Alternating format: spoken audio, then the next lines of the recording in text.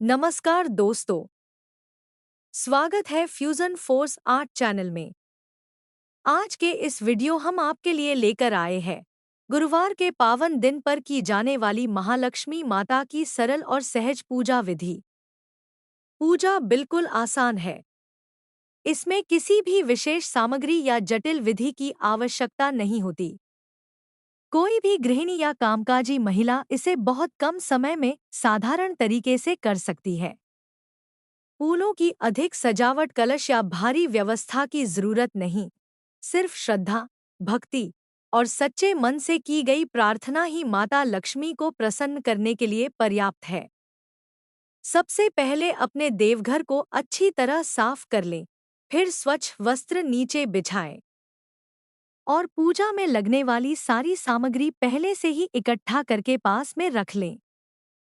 अब सभी भगवानों की प्रतिमाओं को साफ करें, चाहे तो उन्हें धोकर भी शुद्ध कर लें और फिर उन्हें तैयार करके पास में सजा कर रख दें। इसके बाद देवघर में एक जगह चुनें जहां दीपक जलाना है। उस स्थान पर थोड़े से अक्षत रखें और उन पर दीपक स्थापित करें। फिर दीपक को जलाने और जलाने के बाद उस पर हल्दी कुमकुम लगाकर भगवान से प्रार्थना करें। अब एक एक करके सभी भगवानों की प्रतिमाएं उनके निश्चित स्थानों पर अक्षतों के ऊपर रख दें ताकि हम पूजा शुरू कर सकें। अगर आपके पास सुहाग चिन्ह जैसे कुमकुम का डिब्बा, छोटी थाली या करंडा हो तो उसे भी देवघर में सजा कर रख दें।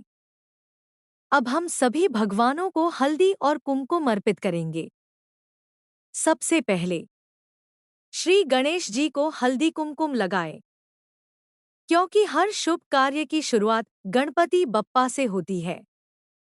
फिर आपके घर में जो भी देवता विराजमान हो, जैसे महालक्ष्मी माता, विट्ठल रुक्मिणी, श्री कृष्ण, हनुमान जी, सभी को साफ करके उनके स्थान पर रख दें और श्रद्धा से हल्दी कुमकुम अर्पित करें। गुरुवार को महालक्ष्मी की पूजा और व्रत दोनों करने का विशेष महत्व बताया गया है। इस दिन की पूजा से देवी लक्ष्मी घर में धन, समृद्धि और स्थिरता का आशीर्वाद देती हैं। वहीं व्रत रखने से मन शुद्ध होता है और भक्त की श्रद्धा पूर्ण रूप से जागृत होती है। पूजा से जहां घर में सौभाग्य और सकारात्मक ऊर्जा का वास होता है, वहीं व्रत जीवन की कठिनाइयों और रुकावटों को दूर करने में सहायक माना जाता है। जो व्यक्ति सच्चे मन से पूजा और व्रत दोनों करता है, उसके घर में सुख शांति बनी रहती है, परिवार में एकता आती है और धीरे धीरे सभी कार्य सफल होने लगते हैं। महालक्ष्मी की कृपा से जीवन में उन्नति, सम्मान और स्थायी धनलाभ के योग मजबूत होते हैं। अब फूल लेकर आए, उन्हें धोकर शुद्ध कर लें और फिर भक्ति भाव से भगवानों को अर्पित करें। गणेश जी और माता महालक्ष्मी को लाल फूल अर्पित किए हैं। वैसे ही आप भी अपने पास उपलब्ध किसी भी साफ फूल को माता और भगवान को चढ़ा सकते हैं। साथ ही साथ जो भी श्रृंगार आप माता महालक्ष्मी के लिए लेकर आए हों, उन्हें अवश्य अर्पित करें। यदि कुछ विशेष उपलब्ध न हो, तो केवल पीली चुनरी चढ़ाना भी अत्यंत शुभ और स्वीकार्य माना जाता है। अगर आपके पास कनेर के फूल हों, तो उन्हें अवश्य ही माता महालक्ष्मी को चढ़ाएं।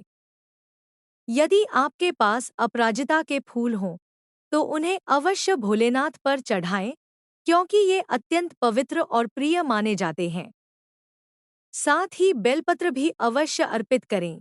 यह शिवजी को अत्यंत प्रिय है और इससे उनकी विशेष कृपा शीघ्र प्राप्त होती है। गुरुवार के दिन अन्नपूर्णा माता की पूजा करना अत्यंत शुभ माना जाता है, क्योंकि यह दिन ज्ञान, समृद्धि और पूर्णता का प्रतीक है। एक स्वच्छ पात्र में चावल भरकर माता अन्नपूर्णा को विराजमान कर हल्दी कुमकुम लगाए, फूल चढ़ाए। माना जाता है कि गुरुवार को अन्नपूर्णा माता की पूजा करने से कभी भी भोजन की कमी नहीं होती और परिवार पर हमेशा भरपूरता, संतोष और शांति बनी रहती है। और उसी प्रकार गौमाता की प्रतिमा हो तो उन्हें भी सजा कर हल्दी कुमकुम लगाएं, फूल चढ़ाएं और श्रद्धा से प्रणाम करें। अब हम पूजा की मुख्य विधि की ओर बढ़ते हैं। माता के सामने जल से भरा एक स्वच्छ पात्र रख दें और पास में धूप, अगरबत्ती का स्टैंड भी रखें।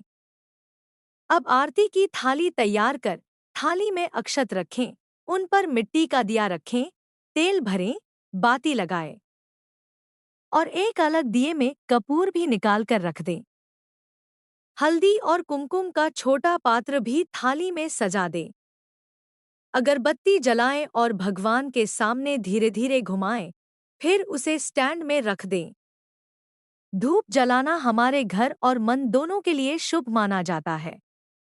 धूप की पवित्र सुगंध वातावरण में फैली नकारात्मक ऊर्जा को दूर करती है और घर में शांति, सुकून और सकारात्मकता लाती है। अब हम सबसे पहले श्री गणेश जी की आरती करेंगे। सुखकर्ता दुखहर्ता, वार्ता विघ्नाची, नुरवी पुरवी प्रेम कृपा जयाची। आरती पूरी होने के बाद हम गुरुवार की महालक्ष्मी पोथी पढ़ेंगे। सबसे पहले पोथी में दिया हुआ महालक्ष्मी अष्टकम पढ़े। फिर गुरुवार की व्रत कथा को श्रद्धा से पढ़े। कथा सुनने और सुनाने से घर में सुख, समृद्धि और सौभाग्य बढ़ता है। कथा पूर्ण होने के बाद माता की आरती करें। आरती भी उसी पोथी के अंतिम पृष्ठ पर लिखी होती है। जय देवी जय महालक्ष्मी, व्यापकासी व्यापी रूपे तू स्थूल सूक्ष्मी। आरती के बाद कपूर से भगवान की पूजा करें। हाथ जोड़कर माता महालक्ष्मी को अपनी मनोकामनाएं कहें। पूजा के लिए माता का आभार व्यक्त करें और अगर किसी प्रकार की भूल चूक हो गई हो तो क्षमा मांगे। अंत में बहुत ही विनम्रता से माता से प्रार्थना करें, हे मां महालक्ष्मी, कृपया इस पूजा को स्वीकार करें और हमारा घर सुख, शांति और समृद्धि से भरपूर रखें। धन्यवाद। जय मां महालक्ष्मी।